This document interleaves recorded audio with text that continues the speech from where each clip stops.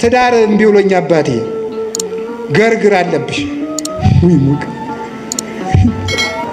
ትዳር እምቢ ብሎኝ አይነ ጥላ አለብሽ በጊዜ ብታገቡ ይሻላችኋል ገርግር እያላችሁ የምትጃጃሉ እግዚአብሔር ፊት ሆነን እንዲሆነን እግዚአብሔርን እናሰድባለን ብለን ከክፋት አለመመለሳችን ምን አይነት ይቅርታ ይደረግልናልኝ?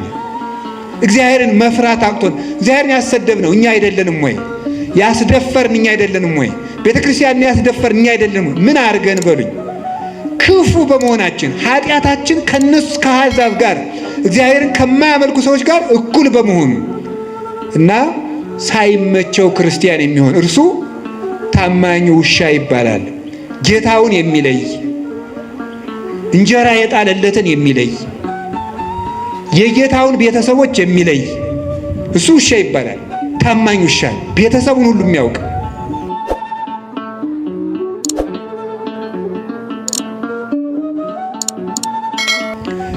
አሁን እዚህ ውስጥ አስነስቼ ብጠይቅ ሃይማኖቱን የሚናገር ምእመን አገኛለሁ ብዬ አላስብም። እርግጠኛ ነው የምሆነው በእናንተ በእውነት ማለት ነው። እንዲሁ ለእናንተ መብቃት አያስፈልገኝም እናንተንም ስለማውቃችሁ ማለት ነው። ከዚህ ውስጥ ሃይማኖታችሁ ምንድን ነው ሲበብት ብዬ ተዋሂዶ ምንድን ነው አናውቀው።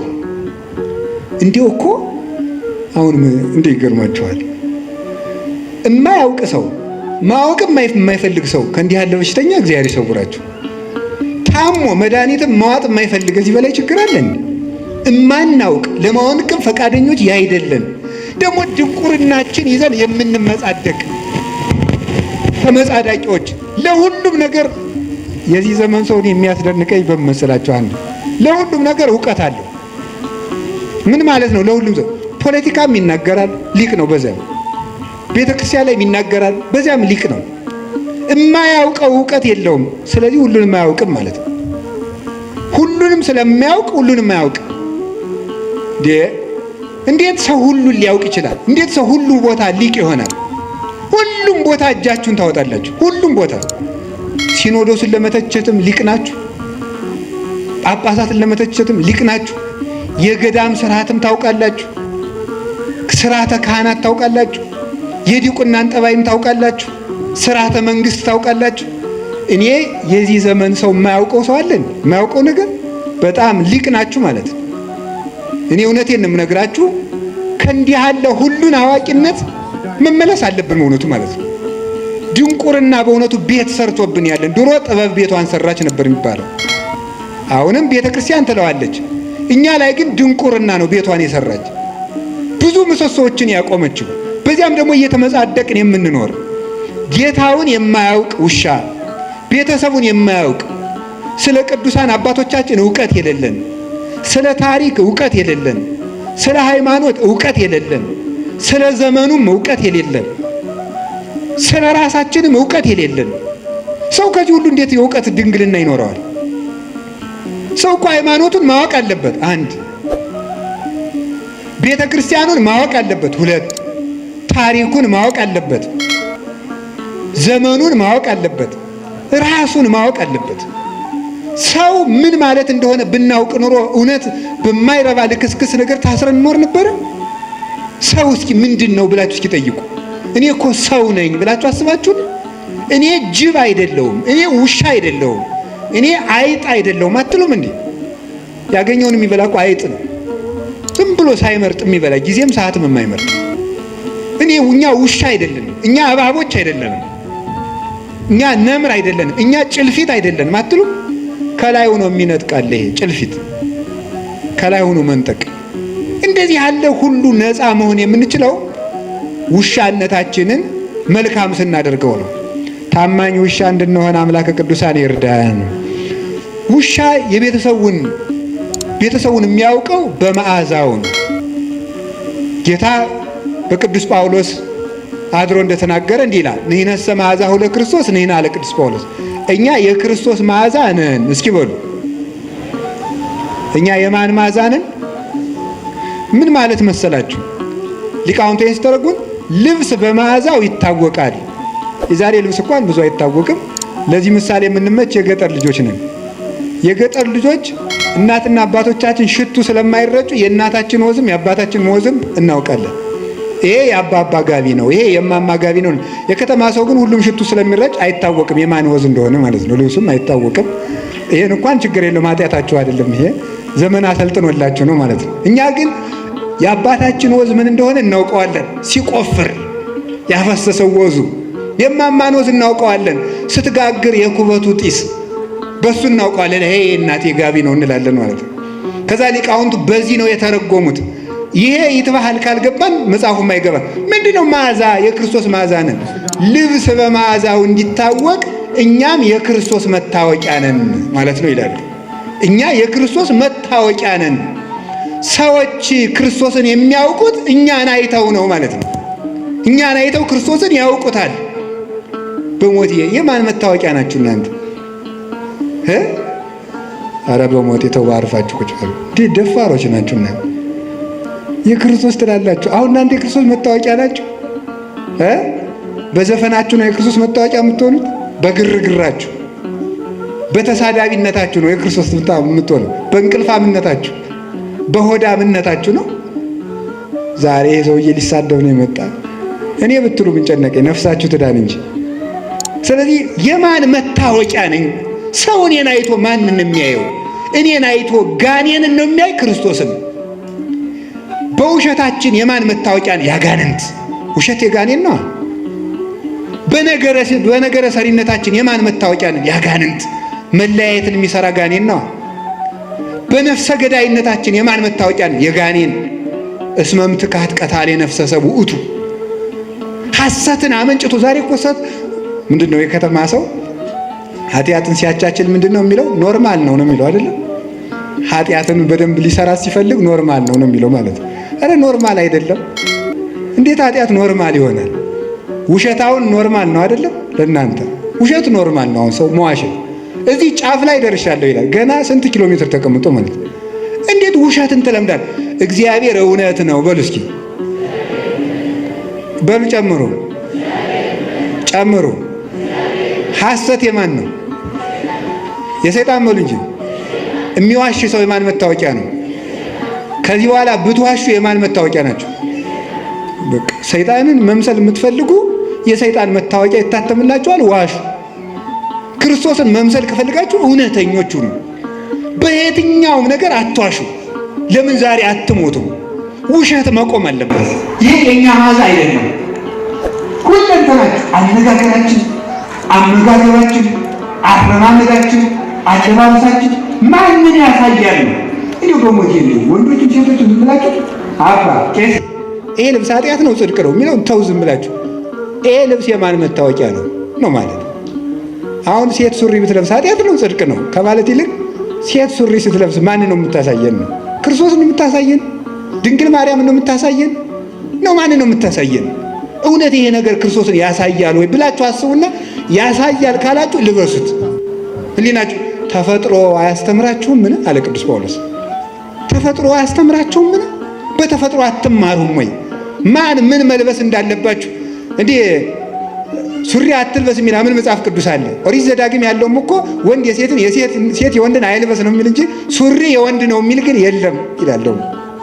ተመልከቱ። ለክፋትማ ለከይሰ ጠቢባን ሙንቱ ለተንኮል ይራቀቃሉ አለ ኢሳይያስ።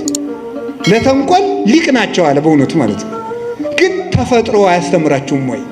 ስለዚህ ስትናገሩ ስትሳደቡ ቆይ ኋላ እመጣበታለሁ። የማን መዓዛ ናችሁ? ንግግራችሁ ማንን ነው የሚገልጠው?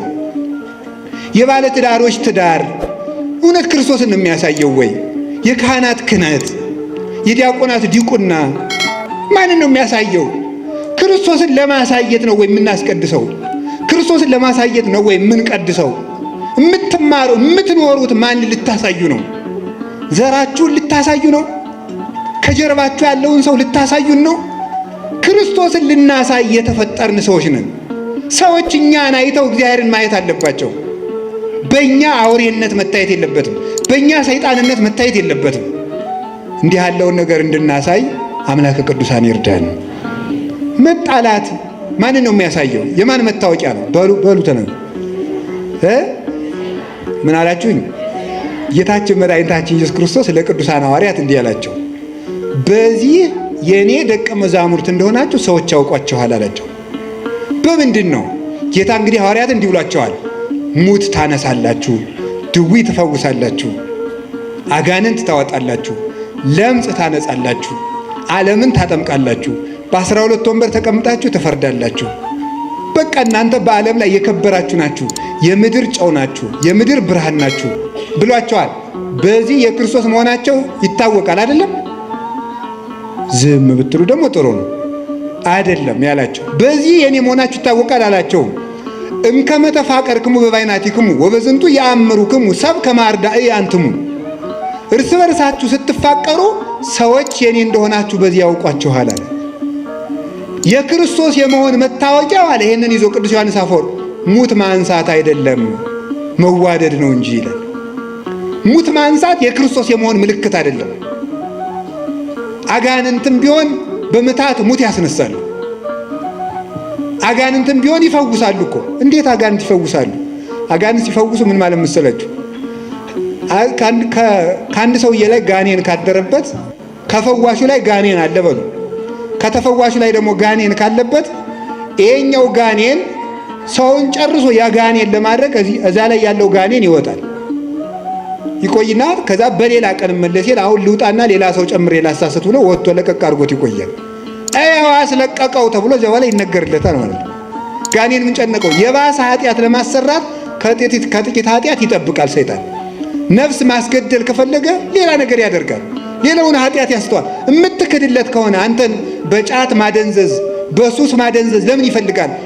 ሰው ራሱን ከተቆረጠ በኋላ ቀይ ካባ እንደርብለት ቢጫ ካባ እንደርብለት ይባላል። አንገቱን ተቆርጦ የለም ራሱ እኮ የለም። ራሱ እኮ ክርስቶስ ነው። ክርስቶስን አጥቶ ሰው ሱስ ባይኖርበት፣ ባይሰክር፣ ንግግሩ ጥሩ ቢሆን፣ ባይሰርቅ፣ ክርስቶስን ከካደ በኋላ ምግባር ምን ይሰራለታል? ያለ መሰረት የሚቆም ቤት እንደሌለ ማለት ነው። ስለዚህ ሰይጣን የባሰውን ኃጢአት ለማሰራት አንድ መፍትሄ ይሰጣል። የማይረባ መፍትሄ ቆይቶ ግን ይይዘዋል። ሳካት ምንድን የሚያደርገው መጨረሻ ላይ የፈወሰው ሰው ጥገኛና አጨብጫቢ ሆኖ እንዲቀር ያደርገዋል። የክርስቶስ ተከታይ አያደርገውም። መመኪያው ሁሉ ያ ፈወሰኝ የሚለው ሰው እንዲሆን አድርጎ ነው የሚያኖረው። ገንዘቡም እንደዚያ እንደጨረሰ፣ ጉልበቱን ለዚያ እንደጨረሰ ይኖራል። ስለዚህ የእግዚአብሔር ቤተሰቦች የማን መታወቂያ? እኛ የምንታወቀው ድዊ በመፈወሳችን የክርስቶስ መሆናችን አይታወቅም። ጋኔን ያደረባቸው ድዊ ይፈውሳሉ። ጋኔን ያደረባቸው ጋኔን ያወጣሉ። ታዲያ ምንድነው መታወቂያችን? ፍቅር። ስለዚህ ሊቃውንት ምን አሉ? ፍቅር ሙት ከማንሳት ይበልጣል። እስኪ ወደ ሁላችሁም በሉ እንጂ ፍቅር ሙት ከማንሳት ይበልጣል። ፍቅር ያለው ሰው የጸና ሃይማኖት ካለው ሰውም ይበልጣል። እንዲህ ብሎ እንደተናገረ ቅዱስ ጳውሎስ ወመቤ ሃይማኖት እስከ አፈልስ አድባረ ወተፋቅሮ አልቤ ከንቶ ኮንኩ ወአልቦ ዘረባይኩ። ተራራ የሚያፈልስ እምነት ቢኖረኝ ፍቅር ከሌለኝ ከንቱ ነኝ። አየህ፣ ከጸና ሃይማኖት ይልቅ ፍቅር ይበልጣል። ሃይማኖት ኑሮ ፍቅር ከሌለ በሃይማኖቱ አትድንበትም። ፍቅር ከሰማዕትነትም ይበልጣል። ወመኒ ወሀብኩ ኩሎ ሥጋዬ ለእውየተ እሳት። ተመልከቱ፣ ሥጋዬን እንኳን ለእሳት መቃጠል አሳልፌ ብሰጥ ፍቅር ከሌለኝ ምንም የምጠቀመው ነገር የለኝም። ወመኒ ወሀብኩ ኩሎ ንዋዬ ለምጽዋት፣ ገንዘቤን ሁሉ ለምጽዋት ብሰጥ ፍቅር ከሌለኝ ከንቱ ነኝ። ኮንኩ ከመከበሮ ዘይዘበጥ ወከመብርት ዘይነቁ። እንደሚንሿሿ ጸናጽል እንደሚመታ ከበሮ። የዚህ ትርጉም ገብቷቸው ያውቃል? እኔ ከበሮ ያሳዝነኛል። አያሳዝናችሁም? ሌሊቱን ሙሉ ሲለፋ አድሮ በማይሌት እኛ ወደ ዝክር ስንሄድ እሱ እዚያው ተጋድሞ ይቀራል። ይሄው ነው የከበሮ ልፋት የሚባለው ማለት። ጸናቅል ሌሊቱን ሙሉ ቀጭ ስትል አድራ እነ የኔታ መርጌታ በዋንጫ ስለ ቅዱስ ሚካኤል እያሉ ሲጠጡ ከበሮ ጸናጽል እዚያው ሸዋ ብላ ትቀራለች። ምን ማለት ነው? ስለዚህ ፍቅር የሌለው ሰው አንገቱ እንደ ቀለበት እስከሚቀጥን ድረስ ቢሰግድ እንኳን ከለፋበት ስግደት የሚያተርፈው ነገር የለውም ማለት ነው። ምንም መስዋዕት ቢያቀርብ ቤተ ክርስቲያን በዕንቁ በወርቅ ቢሰራ፣ ለምን ወርቅ አይኑን ግድግዳ አድርጎ ቤተ ክርስቲያን ለምን አይሰራም? ለምን ገዳም አይሰራም? ለምን አብነት ትምህርት ቤት አይሰጥም? ልጁን እንኳን ቢገብር ለምን አንገቱን ቆርጦ አይሰጥም? ፍቅር የሌለው ሰው ሰማዕት ቢሆን እንኳን አይጸድቅም። ሰማዕት ሆኖ ቢሞት እንኳን ማለት ነው። ያልታረቀ ሰው የገጠር ሰው እንዲህ ይላል፣ ሰው የገደለው ሰው ይጸድቃል ይላል። አይጸድቅም። ሰው የገደለው ሰው ይጸድቃል? ሰው ስለገደለ የምትጸድቅ እንዳይመስልህ። ሰው የገደለው ሰው እንደሚጸድቅ ሰውየው አንተን ስለገደለ ይኮነናል እንጂ ሰውየው አንተን ስለገደለ አንተ አትጸድቅም። ሁሉም ስራውን ተሸክሞ ይቆማል። ሁሉ ጾሮ ይጸውር። ስለዚህ እኛ የክርስቶስ መዓዛ ነን። ውሻ የጌታውንና የቤተሰቡን መዓዛ ለይቶ ያውቃል። እኛም ትክክለኛ የእግዚአብሔር አገልጋዮች የቤቱ ጠባቆች ከሆን መጀመሪያ መዓዛችን እንለይ። ኦርቶዶክሳዊ መዓዛ ይኑረን። ከደመቀበት የምንዘፍን መሆን የለብንም። እንደ ጎርፍ የምንነዳ መሆን የለብንም። የራሳችን ባይታዊ፣ የራሳችን ሰባኪ፣ የራሳችን መነኩሴ ሊኖረን አይገባም። የቤተ ክርስቲያን ሰባኪ፣ የቤተ ክርስቲያን ባይታዊ፣ የቤተ ክርስቲያን መነኩሴ፣ የቤተ ክርስቲያን እረኛ ነው እንጂ የግል ደጋፊ የምንሆነው ሰው ሊኖረን አይገባም። ግለሰብ የምንከተል መሆን የለብንም። መዓዛችሁን ለዩ። እውነቴን እኮ ነው። እኔ አሁን አላችሁ የላችሁ? አሁን እኔ በጣም በጣም በጣም በጣም አዝናለሁ። እንግዲህ የሚከፋችሁ ሰዎች ስለመኖራችሁ ማዝናለሁ። ለምሳሌ እንዲህ ይባላል፣ መምህራችን ባይታዊ ገሌ በዚህ ቀን እዚህ ቤተ ክርስቲያን ፈውስ ይሰጣሉ ይባላል። ይሄ የማን መዓዛ ነው? ይሄ የክርስቶስ ነው? ይሄ ተክለ ሃይማኖት ነው? ይሄ አቡነ ገብረ መንፈስ ቅዱስ ነው? አይደለም። የአጋንንት መዓዛ ነው ይሄ። ማንኛው ጻድቅ ነው እንደዚህ ያደረገ? የበረሃው ኮከብ አባታችን ቡሩክ ገብረ መንፈስ ቅዱስ ድዊ ሲፈውሱ ቆይተው ሰው ሲያውቅባቸው ወጥተው ወደ ሌላኛው ጫካ ነው የሄዱት። አንድ ሰውዬ ገብረ መንፈስ ቅዱስ እዚህ ያሉ ሲባል ሰምቶ መጣ። የታመመ ሰው ይዞ መጣ። ለጥቂት አሁን ይሄዱ አለው። ከዚህ በኋላ እኔ ምን ላድርግ እሳቸው ያድኑኛል ብዬ ነው የመጣል። ምን አደርጋለሁ? ሂደዋልና ትዝ ሲለው ትዝ አለኝ፣ እዚህ አካባቢ እሳቸው ተቀምጦ ነበር፣ እዚህ ላይ አስተኛው ይድንልሃል። ሲያስተኛው ዳነለት ማለት ነው።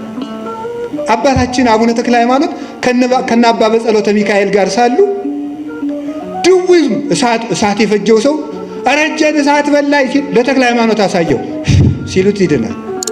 ዝም ብሎ ወጥ ሲቆሰቁስ ይበላው ሁሉ ሚያም እንዲህ አለ። ኧረ ሽሆ ጋብ አይኔ ፍንጥር እንጨት ገባ ለተክለ ሃይማኖት አሳየው ረዱ ነው ሲሉት ይድናል።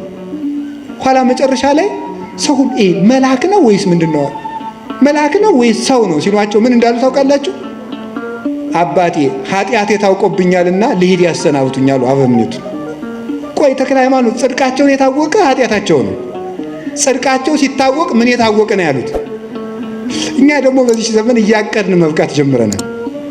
በቀመር መብቃት ማለት ነው። ወይ ታምርኩ እንደው ክርስትና ቀልድ ሆነ እኮ በእውነቱ ማለት ነው። እያቀድን መብቃት፣ በቃ እያቀድን መፈወስ። ጌታም እንኳን አላደረገው። ኋላ ብለንስ ደግሞ ኧረ ተው እንዲህ አታድርጉ ተው ሲባል ደግሞ ሰሞኑን አንድ ባይታው እየተናገሩትን ልንገራችሁ። መቼስ እንግዲህ ደግሞ እናንተ የምትሉትን ማውቀዋለሁ በሉኝ። ቀንተህ በሉ